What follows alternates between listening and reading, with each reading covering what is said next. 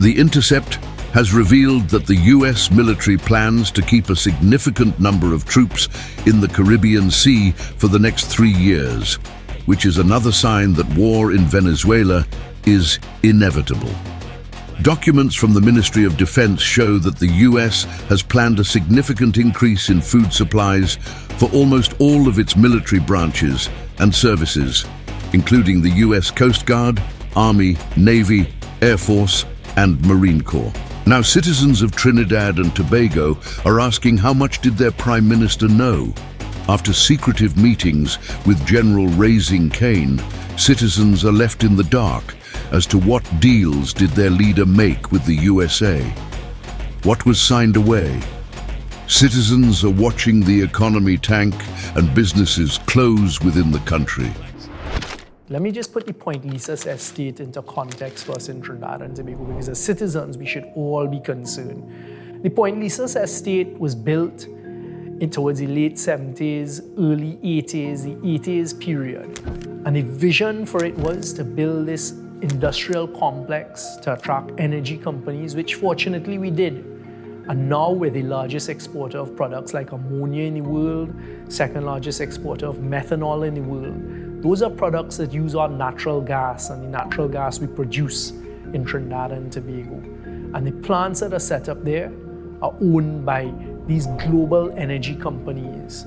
One of the global energy companies, actually one of the biggest nitrogen producers and ammonia producers in the world, is a company called Nutrien.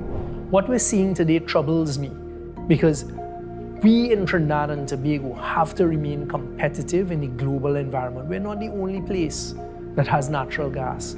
We're not the only place seeking to attract global investment in these plants. There are many other countries in the world with more gas reserves than we have, and more competitive terms potentially than we have, that could attract these global companies away from Trinidad and Tobago. We have had less and less gas supply, so it makes us in more of a precarious position and more balancing to be done. So when you come now and you unilaterally increase electricity rates, as we just saw in the last budget, that increases the cost to these companies. Then you go now and you try to extort and increase other rates related to the estate. What does it do, Trinidad and Tobago? It makes us very, very uncompetitive. The information coming to me is it's not only Nutrien. And in fact, if you look in between what the government and in particular NE are saying, they seem to be taking this approach across the whole industrial estate, where we have many, many energy companies. If these companies shut down their plants, you know what it means for you and for me, Trinidad and Tobago? First thing, the government is going to lose revenue, because a significant amount of the government's revenue and the earning of foreign exchange comes from these plants via taxation every time they sell their products on the global market.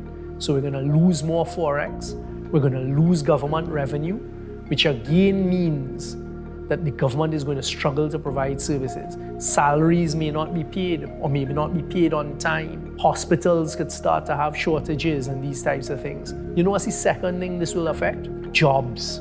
We're already seeing it.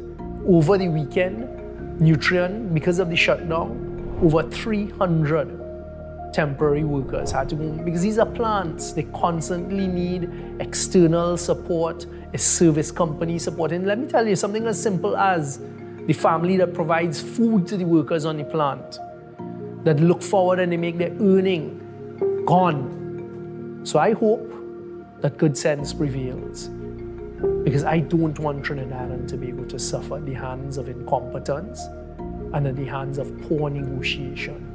Of course, we must always try to get the best value for Trinidad and Tobago. And that's what we in the last government, the PNM government, spent years doing, the last 8 to 9 years negotiating. But not once did you see this crisis creating. Because it is a balancing exercise. And what this government is doing is making Trinidad and Tobago very uncompetitive with global players. And I hope and I pray that they don't pick up their plants and go elsewhere. Instead of focusing on the economy and providing economic stability to the people of the country, What we have instead is a bunch of bills in the parliament made to distract the people from what is really taking place. I did reach out to Minister of Defense, Minister Sturge, but true to his nature, he did not respond. All while her corrupt government officials play handsy-pansy with the USA. When are people going to wake up?